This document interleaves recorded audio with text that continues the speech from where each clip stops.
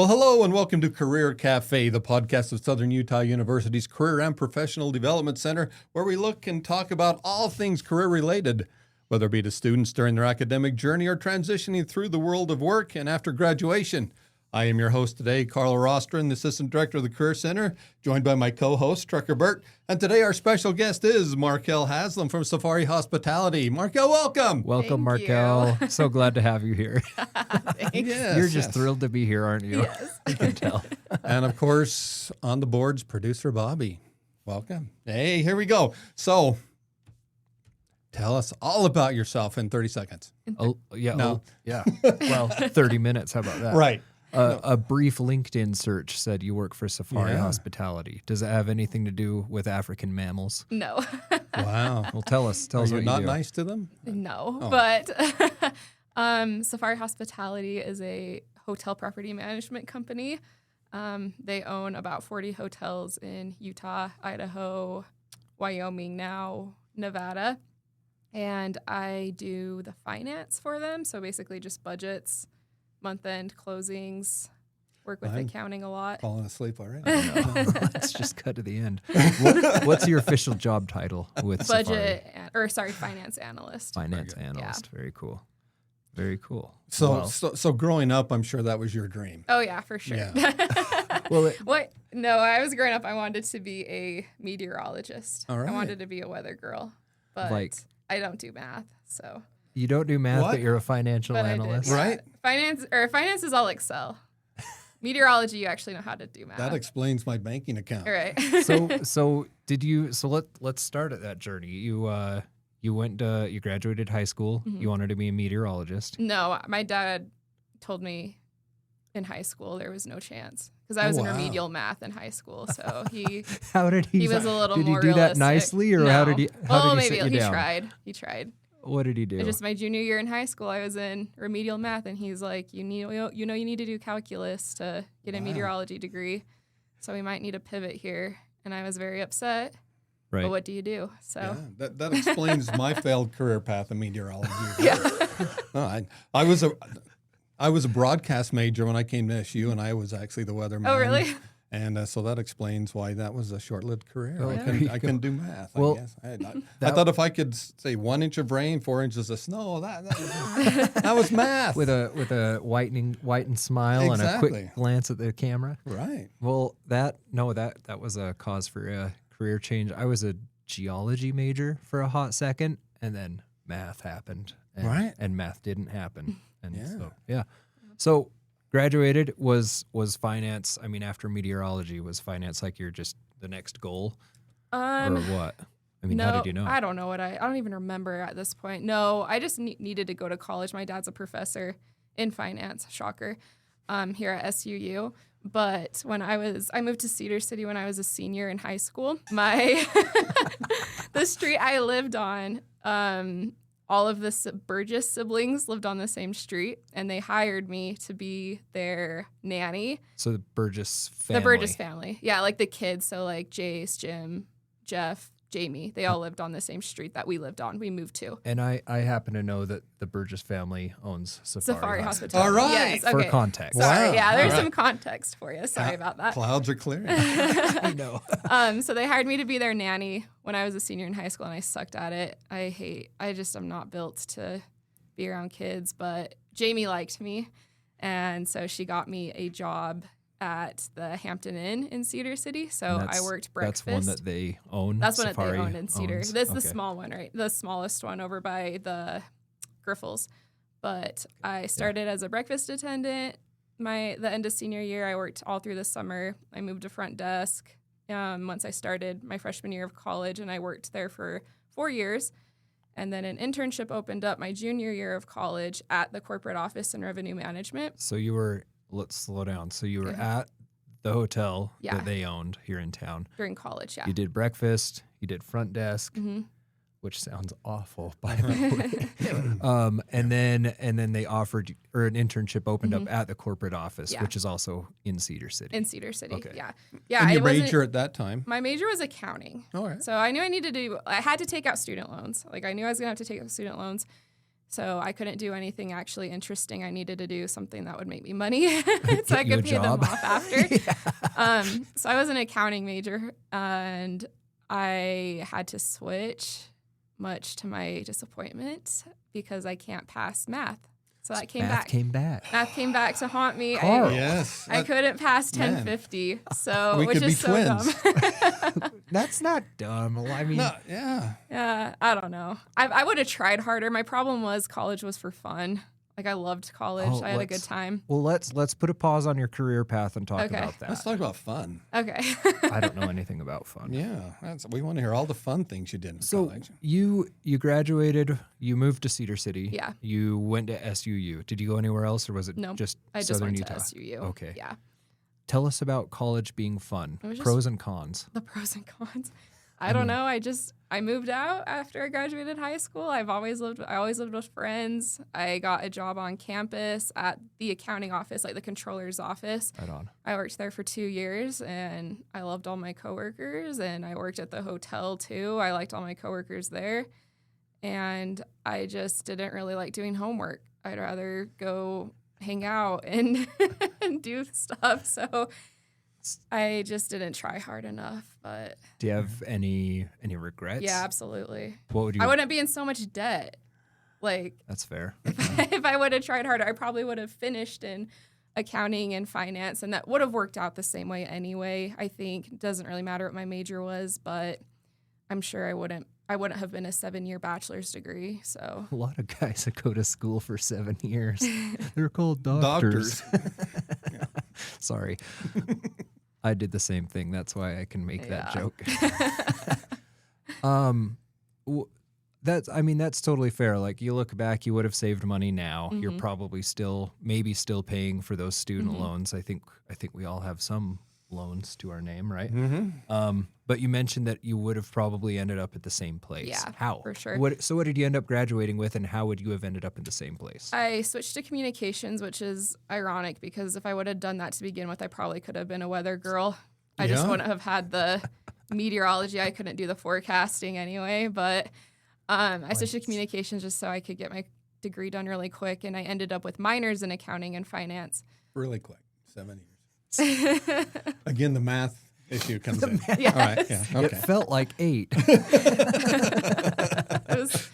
Yeah, but I was still at the corporate office doing revenue management. They just offered me a full-time spot, so I was there for about 4 years. So you mentioned the internship. Yeah. You got the internship. I was an intern for about a year, and then they asked me if I wanted to stay, and I said yes. So Nice. Nice. I worked as like the revenue management assistant, and then at that point, I really did like hotels. I liked working in hotels. I would even like go back to the Hampton and watch the front desk if like they were having a party or anything. Like, I enjoyed the environment, and so I know I wanted to stay. And the next step would have been to be a general manager, and because I love working at the corporate office, it's very relaxed, but I wanted to buy a house. I wanted to have a family, and that wasn't going to pay for it. So the next step was to become a general manager, and opened up at that same Hampton Inn here in Cedar City in the beginning of 2020. So Buzzword. yeah, beginning of 2020. So it was the absolute worst timing of my life. Because let me go back just real quick because I wanted to We did this. Yeah. Let me go back real Wayne's quick World. because this, I think everything works out because I wanted to stay in revenue management. I really liked revenue management. So I was applying for revenue management jobs across the country. And there was a hotel in El Paso, Texas that I was interviewing for. And I went through about 6 rounds of interviews with them. And then 6? it was like 6 rounds. It was, gosh. I But had, remember, math's not a strong no, point. I Could've swear been it was like 5. 6. It might have been 5, but it was a crazy amount of interviews. I want to hit that horn button so no, bad. But they just ghosted me. They never. I sent So you emails. go through 6 I seriously rounds, did. It was like and 5 or then 6 rounds. poof. Yeah, and then Like they a just bad date. Yeah, they just ghosted me, and so I was like, okay, I guess I'll just go see if I can be a GM. And so I Crazy. moved into the GM position at the Hampton Inn, end of February. And then 2 weeks in, COVID hit. Judas. And there was like, I remember it was like, mid-March probably when everything shut down. And I remember like just all the calls coming in, canceling reservations, like the hotel, it was just dead. Like nobody was staying at hotels. No one was allowed to travel. And I had to furlough all of my staff. I had to cut back hours for everyone. That was, my first taste of being a general manager. Like 3 weeks. 3 weeks in, it was horrible. Welcome to management. Yeah, exactly. That's what I learned very quickly. I didn't like being in management. I didn't like it and that was probably the worst time to be in management. And then right before COVID hit, I was like doing my training to be a GM, and that hotel in El Paso called me back and said, "Do you want that? Are you still interested in that revenue management position?" And I was like, I went to the bathroom and cried because I was like, I want to, but I feel so bad. Like I just accepted this position. I can't leave. So I told them no because of this, but I think it worked out because if I would have moved to I would have dragged my husband to El Paso. They would have laid me off as soon as COVID hit. Oh, so well, and who knows what kind of shenanigans your husband would have gotten up to in El Paso. Yeah. Right? So I'm glad that it didn't work out because I've seen him in a cowboy hat. And it wasn't that pretty. Do you know the guy? I know a guy who knows the guy. So it worked out. I was very upset that I had to say no, but I felt like I should have said no, and I felt bad because I've been with this company at that point. That would have been 2020 for 8 years. So I was like, I don't want to leave like this, and just but I ended up quitting later anyway. I was like, I can't do this. I'm not cut out for management. So that summer I didn't work, and it was horrible. I hated not working, but so you didn't. So you were training for GM. Yeah, and I was. And you were the GM, and then why did you stop working? I just didn't like management. I didn't. It's just not fun. It's hard. How long were you in the position? Like 2 months. So you Give or take. Literally. could have been 4 math. Yeah. Okay, so now you've graduated college. Yeah. You've got a degree. A bachelor's, yeah. And you're unemployed. And I'm unemployed. Sounds about right. But at the time, like 22, everyone was unemployed. Yeah, like you're I remember not wrong. talking, like everyone was unemployed. Everyone was getting laid off. So I wasn't like, that gap on my resume didn't look horrible because I think there was a gap on everyone's resumes at that time. But yeah, my dad being the finance professor is like, you should apply to Fidelity Investments. Like they'll hire anyone. Like I think you can pass the Series 7. Like you should do it. And my husband and I wanted to get out of Utah. We always wanted to live in Denver. And so I applied to the Denver office and I got the job. So we moved to Denver in September 2020. Was your husband, what was his career? What did he do? He, much to my parents' dismay, he worked at a brewery in Boulder. You know, I'm beginning to think we need to have her dad on. I know. Oh my gosh. Can you imagine Don't tempt both him. of them on there? Don't tempt him. He would just grab the mic, shut up, listen to me. Oh, well, so we're okay, so you get to Denver, we're working for Fidelity, doing what? So Fidelity, anything with finance is a very like highly regulated industry. So incoming employees basically did customer service. You can't by law regulation be a trader until you're licensed. And the nice thing about Fidelity, if anyone is looking to get into like the financial industry, is Fidelity basically teaches you, spends like, how many months was it? September, October? I gotta make sure the math's right. 6 months. Oh, I'm going to lend you my hands in case we got a little high on the numbers. That's above 10. 6 months of basically school to take the Series 7, which is a license to become an equities trader. So if you're not licensed, you can't place trades or Fidelity gets fined. But anyone does. They offer the training. But they offer the training. A lot of jobs like Wells Fargo, Vanguard, Charles Schwab, like they just say, here's your test date. Good luck.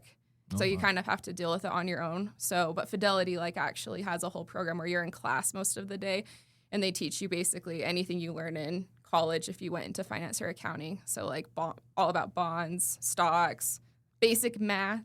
Options were the bane of my existence for a few months, but you know what? We did it. I passed it. I passed the Series 7. And I mean, a hard to me, test. that sounds difficult. Is it? Yeah. I think it's hard. I mean, for most people, it's hard. My brother, who has a master's degree in finance, told me that any idiot can pass it, but Well, master's That in is not finance, true. he might That be is the not favorite. true. It's right? really hard. It's not an easy test. It doesn't have a super high pass rate, but it was the first time I have studied for anything in my life because my employment depended on it. If I would have studied this hard in school, I probably would have finished with a 4-year degree in accounting or finance. But anyway, I got my license. They start you out as a mutual fund trader before you go into stocks. So I was a mutual fund trader for a hot second, and then one of the owners of Safari called me and said, Safari back in Cedar City, yeah. Okay. One of the owners called and said, I'm leaving my position at Safari. You have the hotel experience and you just passed a Series 7, so I know that you're competent in basic finance. Would you want to come back to Cedar City and take my job? Oh my gosh. Said, hell yeah. Right on. We did not like Denver. It was super expensive. I missed the mountains and the outdoors. I don't know if anyone's ever lived in Denver, but it's about 2 hours on a good day to get to the mountains. Oh, so it's just not fun. Yeah. I just didn't love it. I liked my coworkers a lot. There's one coworker I really miss still, but I knew that this job here back in Cedar City would be a lot more flexible, and I wouldn't make as much money as if I was still at Fidelity now, I'd probably be making way more than I'm making now. But the flexibility and the ability to be able to be at home for my kid is more important. So there's always trade-offs in anything you do in your career. And that's a good point. We've talked about it kind of off and on with our guests. Is money the point? Work-life balance, freedom. I mean, and that's a personal journey for each of us to kind of go through. Yeah. And so, when did you recognize that? Was that a value you always had, or was it as you were going through that financial training and they're throwing all these income potentials at you? Yeah. Was that kind of overdriving at the moment? Did you have to realize, man, maybe money isn't the way? When did that come? Was it during college? Yeah. Have you just when you were always having known? fun? No, when I was having fun in college, no. I think when you're in your early 20s, you think that phase is going to last forever. Yeah. So I really did. I thought I could get out and just get money for a few years and work up. But I feel like I wasted too much time. So I was in my late 20s by then, and I was probably in training. And so since it was during COVID, we worked remotely. We worked from home, which I hated. I am not a work from homer. I hated it. But my office, so the Denver office, the Salt Lake office, and the Dallas office all worked together through Zoom. All of our classes were on Zoom. And of course, being Salt Lake, there was a few women that had kids that were training, and they had to go back and forth to take care of their kids. And I was like, that just seems miserable because you're you're doing customer service and you're typically arguing with some really angry old person who doesn't know how to place a trade. I'm not that angry. He's and they're just so mad, and you know that there are kids in the other room screaming, and you can't stop the call to take care of them. And I was like, I don't want to live like this, and it just was so expensive to live, and I knew there was no way I could afford to quit work if I had a kid in Denver, but I wasn't able to afford daycare. There's so many trade-offs. So yeah, I definitely thought I decided while I was in training, if there was any way to go back to Utah, I wanted to go back. It was just too expensive to have children, which was kind of our goal at that point. So yeah. And so this job offer, that's the one you're still in? I am still in the same position. I really like it. I have my busy season is from September to about January because that's budget season. And there's 40 hotels, so you have to make budgets it's a whole process too, because first you have to work with the revenue managers and each GM and decide what are our revenue goals for every single month of the next year. And then expenses are based off of how much revenue they're making each month. And then 2 of our hotels have almost equal partners, and they're a lot more of your typical investment group where they want to see growth, and it's horrible. You spend about a month fighting with them to try to come to an agreement, but most of their investors they're very chill. They're local people that invested in these hotels and they make a return every month and they're happy. So yeah. it's a very chill job, but it's just very time consuming just for those months. But for the rest of the year, it's just month-end closings, it's quarterly bonuses, but I'm here for any Excel issue that comes up or Dropbox issue or internet issue. I'm starting a list. Yeah, serious. So this is something from a layman's perspective. I hear the job title financial analyst, and I think, okay, bachelor's of finance, bare minimum. I think master's of finance, probably. You've got your bachelor's in communications. Yeah. What would you tell a student who, I don't know, maybe they wanted to be a meteorologist and they can't pass math, or they wanted to do something? What would you say to somebody whose first career goal is proving to be unachievable for them, and they're still in school? They're still in school. Gosh. I don't know. I just feel like you'll always find something else. Like sometimes not everyone is meant to do everything that they want to do. But I also feel like if you have other hobbies, I'm not of the type that thinks that you need to work in what you love, because sometimes that'll make you hate what you love. Yeah. So I would definitely say, like, find something that fits into your lifestyle. Do you want to be a stay-at-home mom? Do you want to make a lot of money? Do you want to like have time to go travel? I don't know. You can just find something else. That's that kind works. of a theme we've talked about this year. I mean, you changed majors, you've changed career paths, and it's okay. It's okay. Yeah, exactly. You know, and oftentimes, you know, one of the things we talk about is some kids go to college and their parents have told them what they should be. Yeah. Yours was the opposite.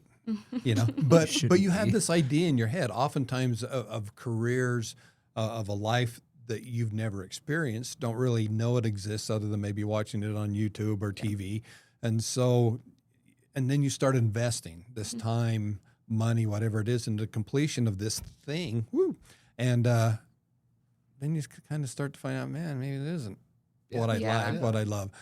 But you're too afraid now to step back and say, man, I can't tell mom and dad I'm not going to do this, or this has been my goal since I was like, I have to complete it, or I just don't know how to make a change. I don't have the courage to make a change. Well, and so what's that process like? What was it like for you to go through that? I mean, the change process. The change process. Yeah. I mean, I hate change. Like, you can ask my husband, I hated Denver. The moment we got there, I was like, I want to go back to my old job. Like, and my dad's so funny. Like, when I quit my job at the hotel as a manager, he's like, that's what all the corporate people do. They think that they have this cushy job in the corporate office, and then they think that they need more adventure. They go into management and they realize they're not cut out for it. And he was exactly right. And I've had other GMs that we've lost since then, even in Denver, that did the same thing. They were bored in their corporate office job, so they went and became a GM, and they were like, wow, this sucks. I'm going back to the corporate office. But it's hard, but at the same time, like, every hard thing is also a learning experience. I learned a lot, you know? I grew a lot. I learned that I can do hard intellectual things. Like the I can Series study 7. the Series 7. I learned how to study. I came back. I got my Master's of Business Administration. And I don't think I would have got my MBA if I didn't do the Series 7. I didn't know how to study until I was in my mid-20s studying for the Series 7. I had no idea. So that taught me to buckle down and just study, learn how to take tests more confidently. So that's great. I think you mentioned that what keeps coming back to me is when you were on Zoom calls with Fidelity, and you'd see these working mothers who had kids in the background, and you kind of had to step back and thought, what do I really want? Yeah. And that's something we've talked to a lot of folks we've had on the podcast this year. We've said, like, you know, what was it that guided you? And all of these people go through this self-exploration of figuring out what is important to them. Yeah. Well, and the point you brought up, don't do something you love, because then maybe you may not love it anymore. Yeah. And others is the exact opposite. I only want to do something I love, because then it isn't work. Yeah. You know, and so it's an interesting point. Every personality is different. Exactly. And that's okay. You know, we've talked a lot. They're all AI is going to tell you what to do. In my day, there was stone tablets and books that would tell you what to do. Cuneiform. But everybody, I mean, libraries became full of books that people wrote to make money, telling other people how to live their lives. Yeah, yeah. And at some point, you get to decide for yourself. Some people can do that earlier, some people much later, some people are old and still don't know what they want to be when they grow up, and I'm all right. But what about that process? You're 17 years in college. Close enough. I'm not good at math either. And but would you have traded that time? I mean, did that play a point in getting you to the maturity level where you could make a career shift and know yourself well enough that you could do it? Like if you would have graduated after 4 years and went right in that career track. That's a good point. I mean, Would you have traded the ultimate slacker experience right? The fun. for a confident career path? Oh gosh, I think I can afford the extra student loan payments right now, so I would say it probably was worth the 7 years. If I was like buried in them, I would definitely say absolutely not. I should have just like done the 4-year track and like made enough money to pay them off. But like it's very personalized and individual, and so for me, fortunately, like the student loan payments aren't overwhelming me, so it was worth it, I think. Because I did have fun. Like, I didn't even get that internship. I think networking is most important. Jace was the one, this was back in 2015. He went into an accounting class that my friend that I worked with at the controller's office was in, and he was the one that said, we have an internship open at Safari, and she's the one that came and told me. Like, that's the only reason I even knew about it.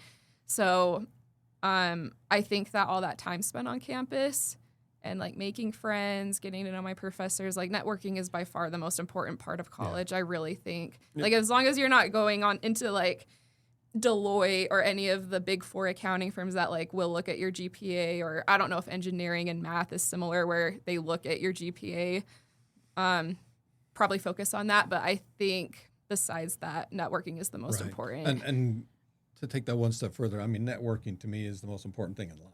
I mean, that will take you down career paths and journeys and life paths and journeys that you'll never experience otherwise. You probably wouldn't have even gotten an interview for your job right now with a communications degree had you not networked, right? And that's, as the Career Center, we try to put on a lot of events. We bring employers on campus. We do career fairs, but we also do networking nights, meet the employers. And I'd say take advantage of all of that stuff because it's really meeting people, getting on that first name basis, getting on their list, waiting till 6 months before graduation. He's like, oh crap, I need a job.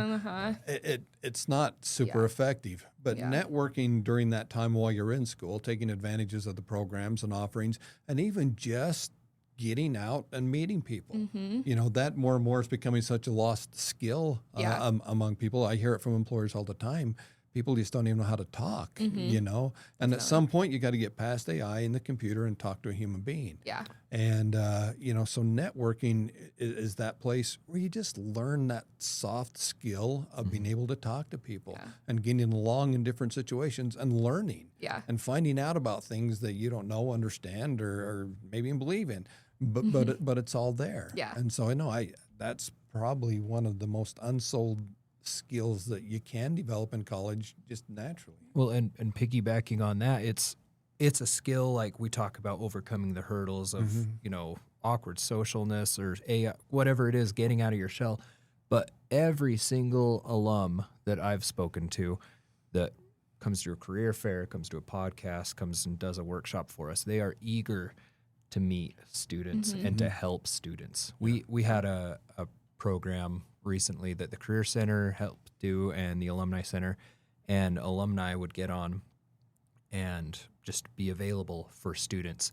And alumni wanted to give internships, like you got 2 fellow T-Bird students. They wanted to give job offers. They wanted to just give them an hour's worth of time and talk to them. And they're eager to do it. So the student is really in a good place. But after college, I mean, you're not going to have so many of those opportunities. My brother was doing his Master's of Finance program at the University of Utah during COVID.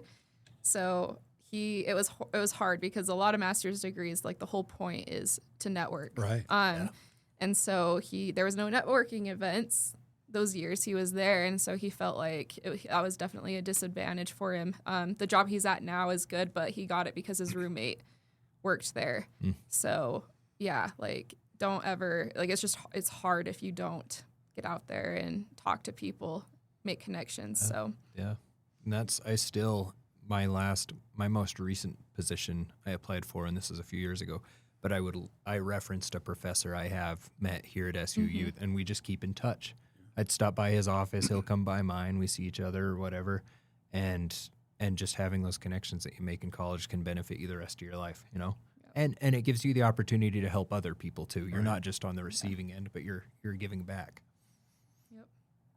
So, from your time in college, all the fun days. All And then 20 years. contrasting that to job and career. Yeah. What do you think was the biggest misconception you had coming into college?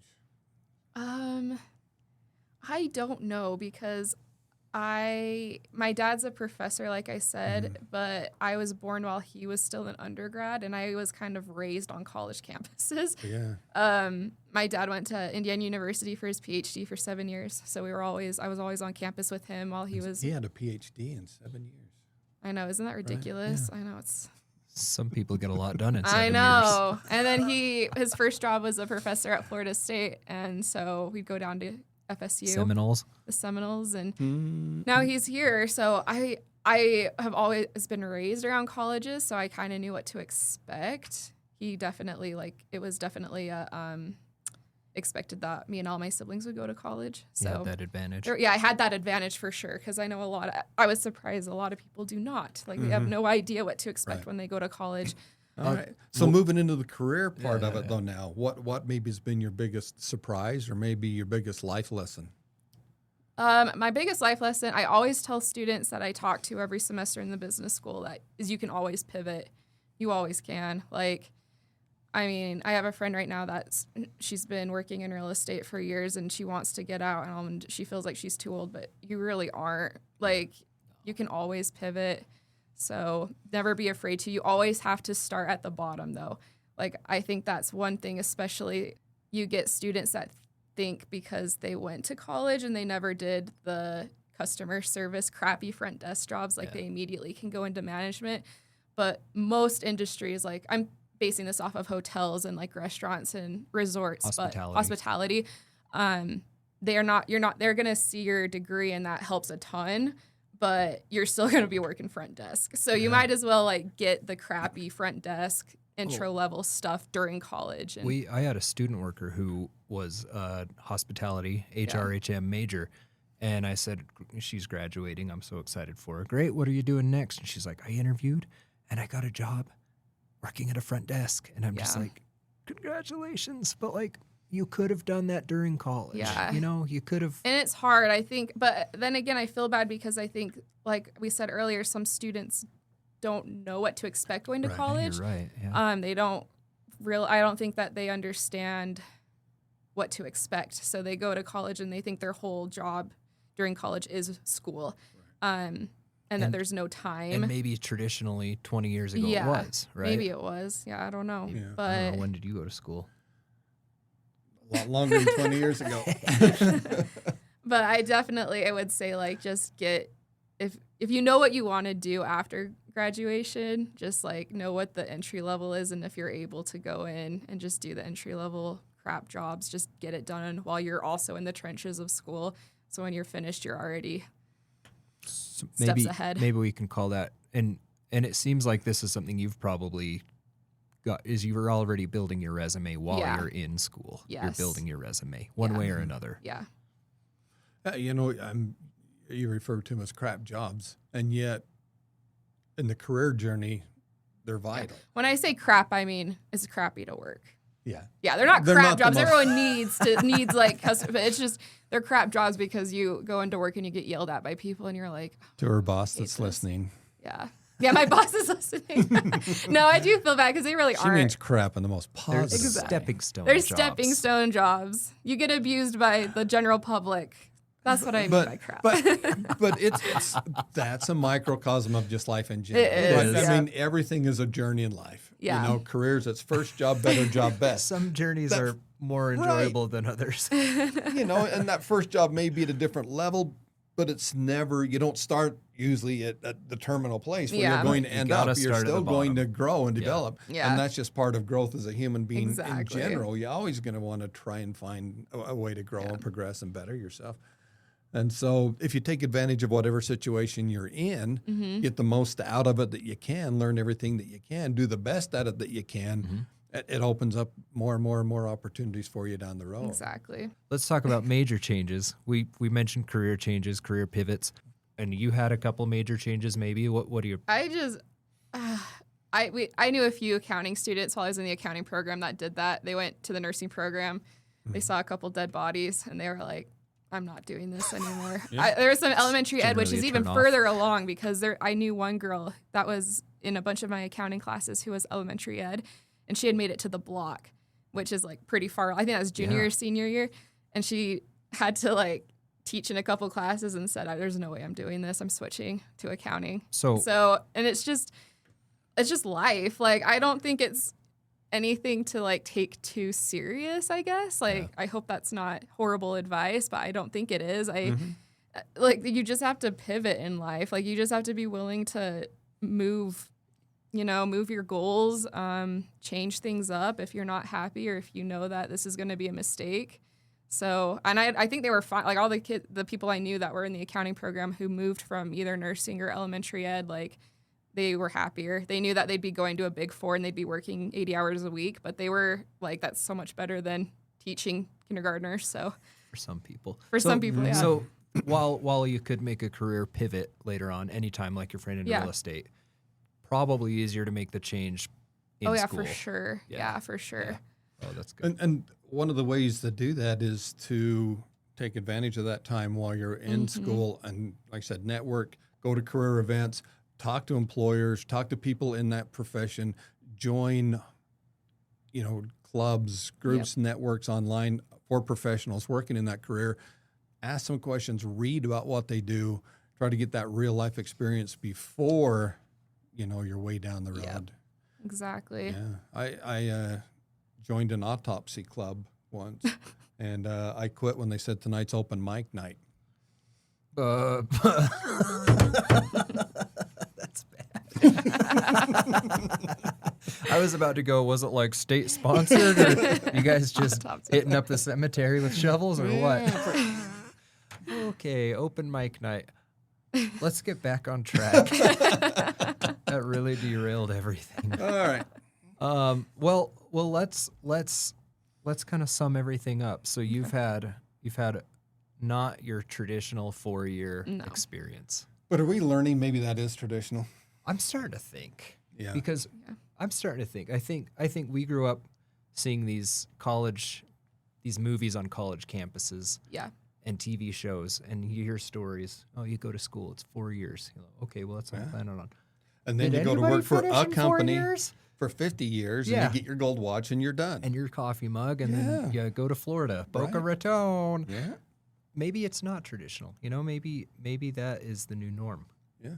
Well, and we talked about to each individual is their path. Yep. So, is there a traditional? Yeah. When we're talking about human beings, it's you making your life, career, journey, and it is yours. Yeah. And so taking ownership of it, exploring it, and then being comfortable in what you do and being comfortable with change. Yeah.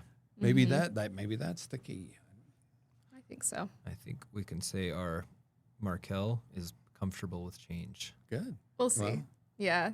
We'll see. Yeah. I am. I decided to go back to school for anthropology currently because I love my job and I have no desire to leave it for a long time. It's great to raise kids with, but when our kids are raised, I love archaeology.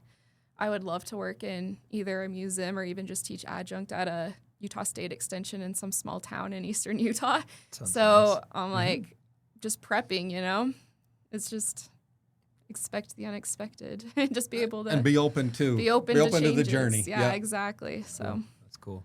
All right. We always intend on talking about career stuff, but it always devolves or evolves Yes. into life philosophy. It does. This is an existentialist podcast. Right. And Sasquatch fact or fiction. He's fact Awesome. for sure. All right. Anyway. Markell, it has been awesome to have you with us today. Thank you so much for coming. Any And a final reminder, words? Yes. Final words, parting shots. No, you guys finished. You guys finished it with Bigfoot, and I look like a moron on here, but it's fine. No parting words after that. All right. Well, it's been good. Yeah, nice seeing you. Thank you very much for joining us Thank on you. Career Cafe, Markell. It's been a Thanks. pleasure. And everyone else, come into our next podcast and see what we can come up with next.